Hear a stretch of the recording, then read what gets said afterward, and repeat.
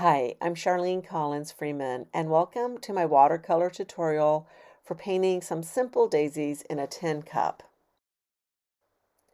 I don't have a specific reference photo that I want to use for this painting, but I did spend time looking at photos of daisies, looking at how their petals grow, their centers, their stems, and I even spent time looking up tin cups to see their form and how light hits them. All of these reference images are from Pixabay. Pixabay.com is a great resource for artists. Most of the photographs on this website are both copyright free and attribution free. The supplies I used for this painting include Arches cold pressed watercolor paper, 140 pounds, 15 by 11 inches, or 38 by 28 centimeters. I used a mechanical pencil with a 2H and a kneaded eraser. The watercolor brushes I used include a black gold 311, size 4, and a size 000. I used two scrubber brushes to soften up edges. One is a Cheap Joe's Fritch scrubber, size 4, and the other one is an angled flat scrubber. I used water container, paper towels, and my watercolor paints.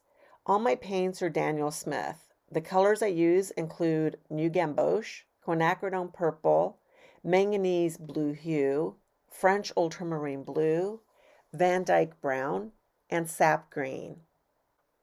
After studying my reference photos, I did a simple drawing of two daisies in a tin cup. I added a petal that has fallen from one of the daisies. As I always do, I start off by using some rolled up kneaded eraser, rolling that across my watercolor paper to lighten up my drawing. This has the effect of picking up any loose graphite, but still leaves enough of the drawing on my paper for me to work with.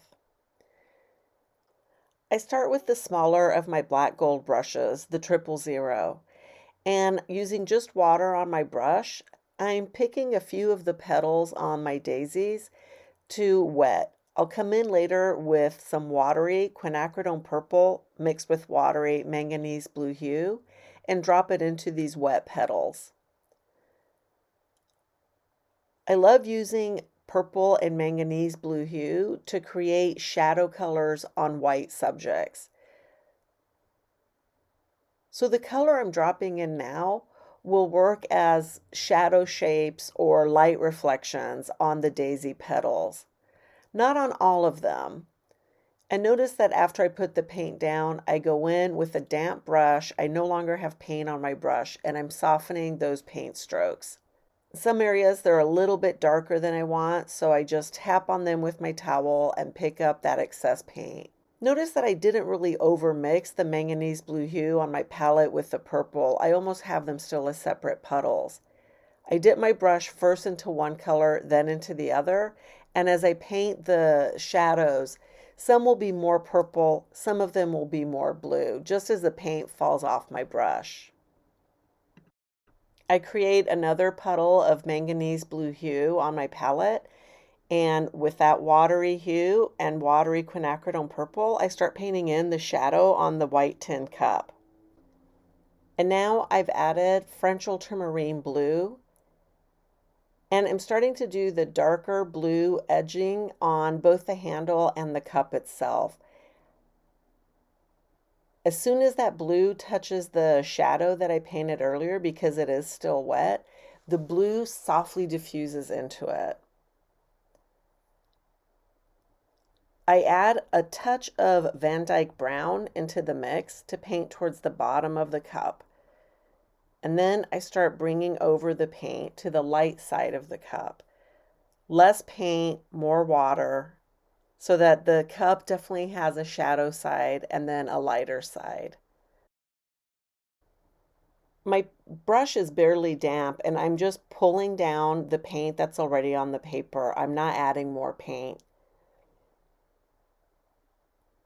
With that damp brush, I soften some of that blue edging on the handle of the cup. I touch a little bit of that Van Dyke brown mix into it as well.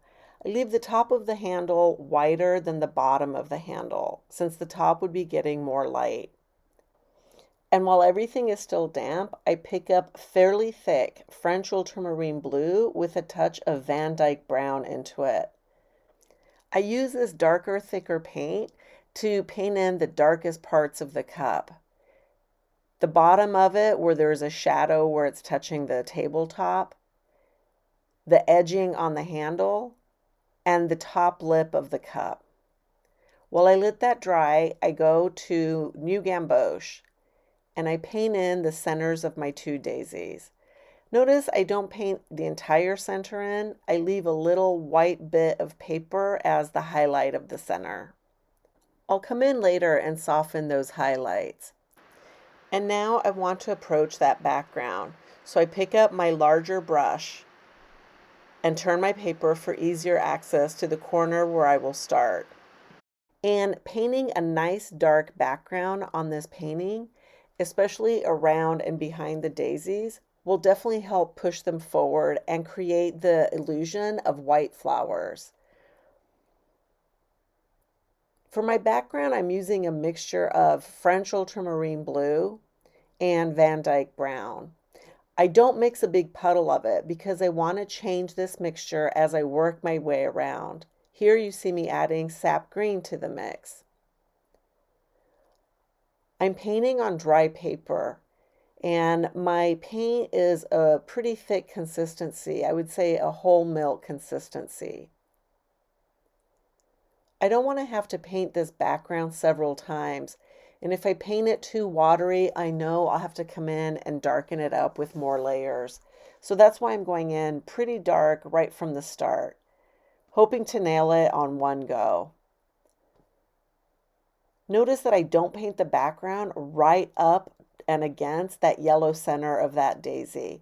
I leave almost a white little halo between the sky or the background and the center of that flower. I try to paint pretty quickly because I don't want to get odd dry lines in my background, but I do have to slow down as I'm painting the spaces between the petals. It's important to paint these spaces with accuracy because in essence you're carving out the petals.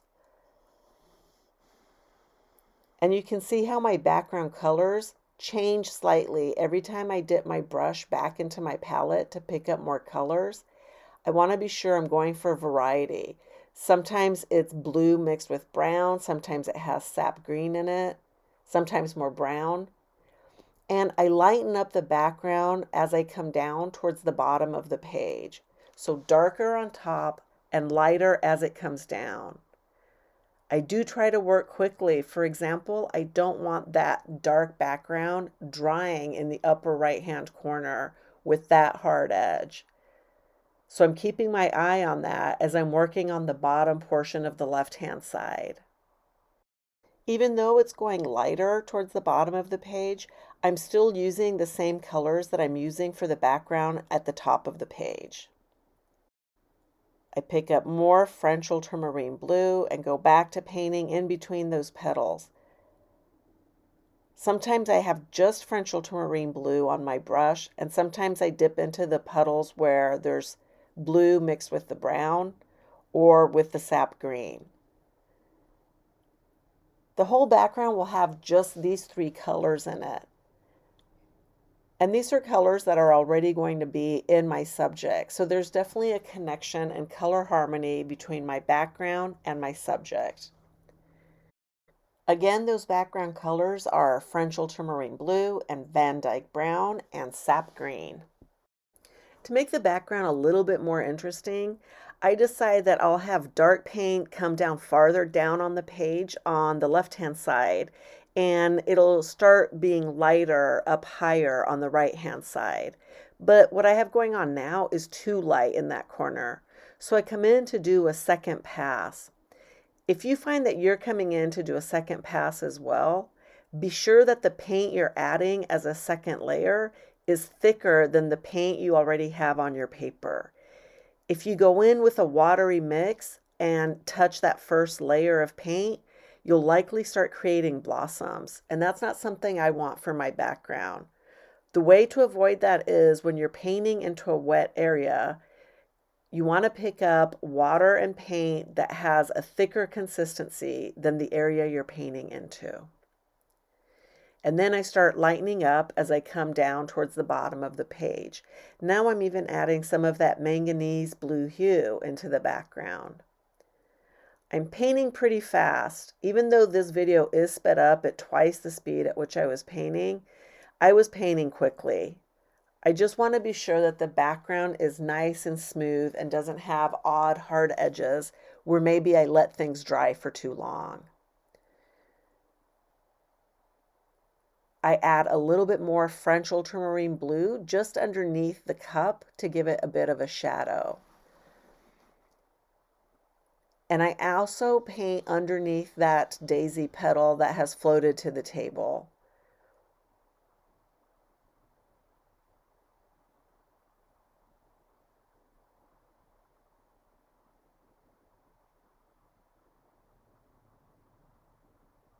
You probably noticed that I didn't draw in a horizontal line for the tabletop.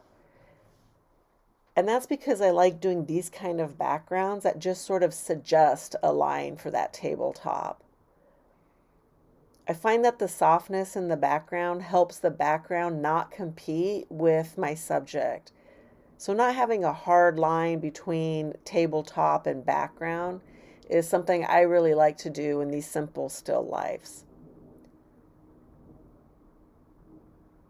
I continue using those three same colors, French ultramarine, Van Dyke brown, and sap green, to paint down in between the two flowers. I leave the white of the paper to come in later and paint their stems.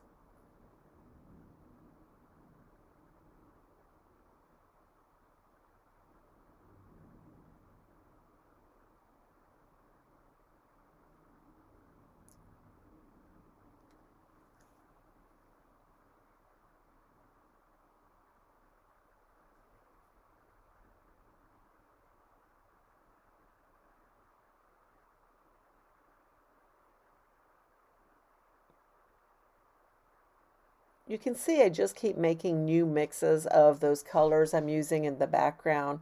And in this little corner, I've also added that manganese blue hue. I will leave the bottom of my painting as just the white of the paper, but where the paint meets that white of the paper, I want to have a soft transition. So with a barely damp brush, I just run it along the edge of that paint where it stops on the white paper, just to have it diffuse a little bit more softly and not have a hard edge between paint and paper.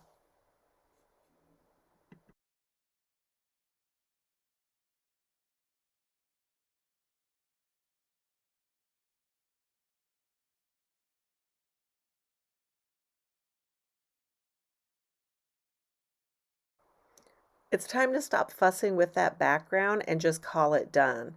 So I put down the big black gold brush, which was my size 4, and I go back to the 000. Now it's time to start focusing in on details on the flowers and the cup. I actually pick up my scrubber brush to scrub out a little bit of paint that is traveling right into that white handle. If you've never used a scrubber brush before, be sure it's slightly damp before you start scrubbing on your paper. And maybe scrubbing is too hard of a word. I just run that brush back and forth until I loosen up some of the paint. Then I tap on it with my towel and lift the paint out. You can see how I was able to regain the white of the handle and to soften the highlights in the centers of my daisies. Then I pick up thick new gamboge and come in and stipple with the stippling motion, stipple in some of the texture that is characteristic of the centers of these flowers. I also stipple some of this new gamboge up on the top of this center. Earlier I had left a sliver of white paper between the background and the center of this flower. And now I go in with that new gamboge and stipple some yellow into that white area, so that it doesn't really stand out as a halo around the center of my flower. The background is totally dry, so I'm not worried about it bleeding into the new gamboge. And I decide that some of my purple shadows on the daisies just have lightened up way too much. So again, I mix some of that watery quinacridone purple with watery manganese blue hue, and I go back in and paint some of those shadows back. Your flower may not need a second pass at these shadows. Be sure you're keeping it watery and light so that they don't end up looking like purple daisies instead of white daisies with some shadows.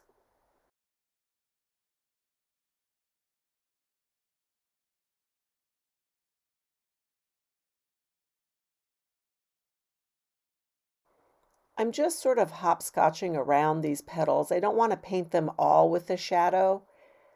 So I'm just picking here and there where to touch which petals.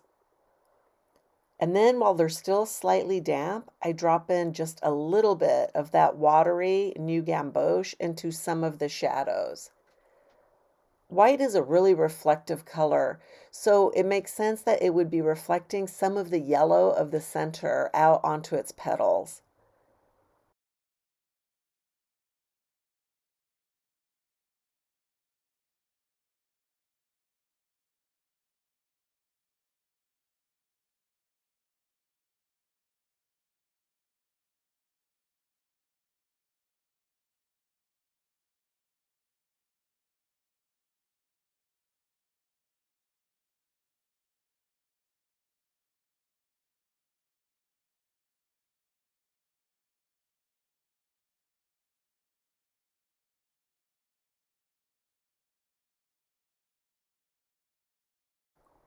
Still using the black gold 000 brush, I pick up thick French ultramarine blue with Van Dyke brown, and I restate the dark blue details on the cup. And I restate the bottom of the cup's shadow.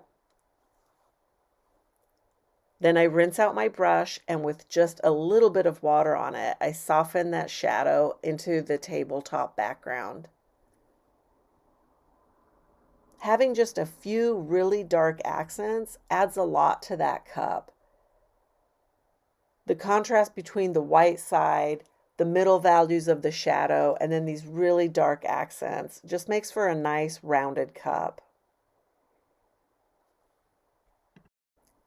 To add some dark spots of texture on the centers, I mix just a touch of quinacridone purple into my new gamboge. And I apply this where the markings would be the darkest on the center of this flower. That is where the center touches up against the white petals. If this color starts bleeding too much into the rest of the center or into the petals, you can just tap it with a towel, and that'll stop it from traveling so much. Next, I want to finish our tin cup, which means painting the back of the inside of that cup. I am still picking up my thick French ultramarine blue mixed with Van Dyke brown. And I'm painting it right into the back of that tin cup, definitely giving the illusions of the daisies being placed inside.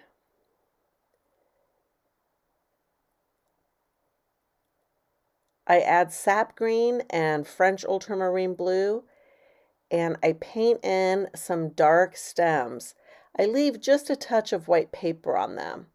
Then I wipe off my brush and I come in and lift out a little bit of color. I decide that the negative space between my daisies is really much too light. And I use that same mixture of sap green and French ultramarine blue and start painting in a darker negative shape between the flowers.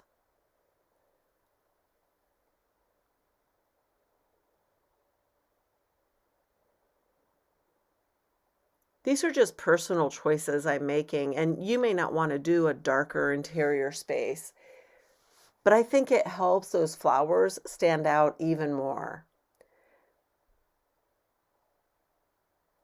And I go back to darkening some of the background. At this point, my background is totally dry, so I can come in and do a second layer, even if it's watery paint, and not worry about getting blossoms. The trick is to have that first layer be completely dry.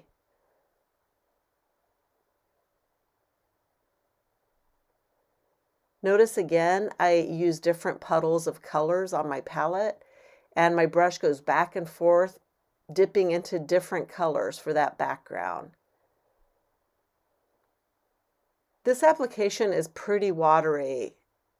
I'm just darkening up ever so slightly the lighter side of my background.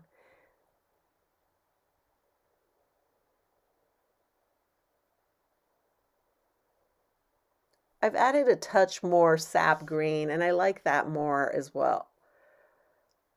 It's always a work in progress with these backgrounds. Darkening up around the fallen petal also helps it stand out more. And back to softening the edge where the paint meets the white paper. Notice that even though I'm darkening these sections, my paint is still pretty watery. I don't want to make it as dark as that thick paint that I painted at the top of the background. And now that I've darkened so much of the painting, I decide I need to go in and darken just a little bit more of those shadows. Because I'm using so much water in these shadow mixes, the paint really fades as it dries. But I'd rather paint these shadows in layers like this rather than going in really dark and maybe painting those shadows too dark. So it's a much more controlled process to paint them lighter than you think you might want them, let them dry, and then decide if you need to do another layer. Once I get those painted in, I'm using just a damp brush to soften the colors. I want these shadows to have mostly soft edges.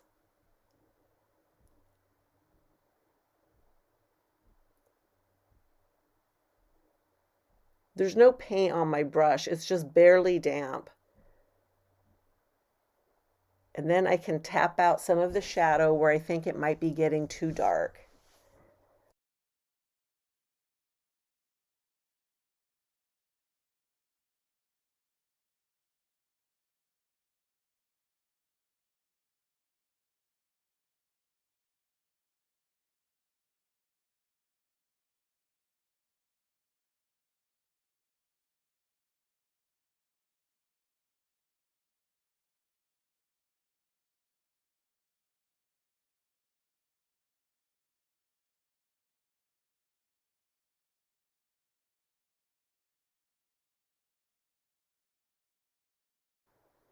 I remember to add just a hint of color to the fallen petal as well.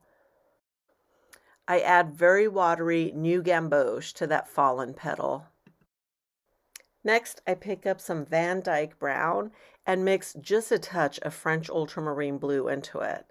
And I go back to stippling the darkest section of these centers. Again, where they meet the white of the flower. I rinse out my brush and I tap out the excess water on my towel. And then with that damp brush, I lift out a little bit more color from my stems. You can see how I lift out color and then I wipe the brush out on my towel. Then I can even tap the towel into the areas that I've been brushing to get even more lift. Now my stems stand out against that dark background. Still with just a slightly damp tip of the brush, I soften some of those dark spots I put in on the center. The final step is to soften the edges of the petals that are farther back on that rounded daisy. I pick up my angled scrubber brush, dip it in water, I touch it against my towel to get out any excess water, and then I run it along the edges where the white petals meet up against the dark background. Leaving those hard edges for the petals that are closer to the viewer and softening them in the background also helps integrate the flowers more into the background. Often, if our subject has all hard edges all the way around, instead of being integrated into the background, it can look like the subject was just cut and pasted on. It's a subtle effect, but definitely helps create a sense of volume and roundness to the flower.